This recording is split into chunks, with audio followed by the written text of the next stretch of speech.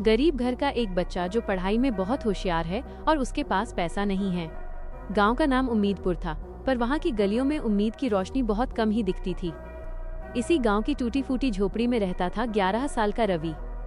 रवि के पिता रघु दूसरों के खेतों में दिहाड़ी मजदूरी करते थे। माँ तुलसी घर घर जाकर बर्तन मांजती थी। हर शाम उनके घर में सिर्फ एक ही चर्चा होती थी, आज की रोटी का जुगाड़ कैसे होगा। रवि का शरीर दुबला पतला था, लेकिन उसकी आंखें किसी चमकते तारे सी थीं, ज्ञान की प्यास से भरी हुई।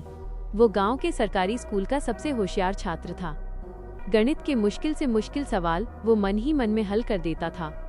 विज्ञान की किताबें, जिन्हें उसके साथी छूने से भी डरते थे, उसके लिए पहेलियों का खजाना थीं। पर उसके पास न तो स्कूल की पूरी किताबें थीं, न ही पहनने के लिए ढंग के जूते।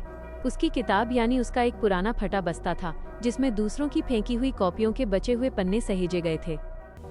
रहस्यमय भेंट। एक सर्द रात जब गांव गहरी नींद में डूबा था, रवि अपने टूटे से बिस्तर पर लेटा हुआ था। लालटेन का तेल खत्म हो चुका था, इसलिए वो चांद की मंद रोशनी में जमीन पर बिखरे रेत पर उंगलियों से समीकरण इक्वेशंस बनाने का अभ्यास कर रहा था। तभी उसकी झोपड़ी के बाहर एक धीमी सी खड़खड़ाहट हुई। रवि ने डरते हुए दरवाजा खोला। बाहर एक बूढ़ा व्यक्ति खड़ा था। वो इतना बूढ़ा था कि उसकी दाढ़ी और बाल आसमान के बादलों जैसे सफेद थे। उसके हाथ में एक छोटी सी चमड़े की पोटली थी। बूढ़े ने धीरे से कहा, बालक, मैंने तुम्हारी मेहनत और तुम्हारी आंखों की चमक देखी है। मैं तुम्हें एक भेंट देने आया हूँ। रवि ने पूछा, कौन है आप और मुझे क्या देना चाहते हैं? बूढ़े ने पोटली रवि की ओर बढ़ाई। मेरा नाम जानकर क्या करोगे? मैं तो बस राहगीर हूँ। इस पोटली में कुछ है जो तुम्हारे सवालों के जवाब में तुम्हारी मदद करेगा। इसे सिर्फ तभी खोलना जब तुम्हें लगे कि तुम्हारी राह में कोई ऐसी रुकावट है जिसे तुम अपनी बुद्धि से पार नहीं कर पा रहे हो। ये कोई जादू नहीं है, बस एक मार्गदर्शन है। इतना कहकर वो बूढ़ा व्यक्ति धुंध में कहीं गायब हो गया, जैसे वो कभी था ही नहीं। रवि ने डरते डरते पोटली ली और उसे अपनी फटी किताबों के नीचे छिपा दिया। मार्गदर्शन का रहस्य। अगले कुछ वर्षों तक रवि अपनी गरीबी से लड़ता रहा। उसने लकड़ी बीनकर, चाय की दुकान पर बर्तन धोकर अपनी पढ़ाई जारी रखी। जब भी कोई परीक्षा आती या कोई बड़ा फैसला लेना होता, रवि को बूढ़े की बात याद आती, सिर्फ तभी खोलना जब तुम अपनी बुद्धि से पार न पा रहे हो। 10वीं की परीक्षा में वह पूरे जिले में प्रथम आया। 12वीं में भी उसने यही कमाल दोहराया। उसकी चर्चा दूर दूर तक होने लगी, लेकिन उच्च शिक्षा के लिए उसके पास एक भी पैसा नहीं था।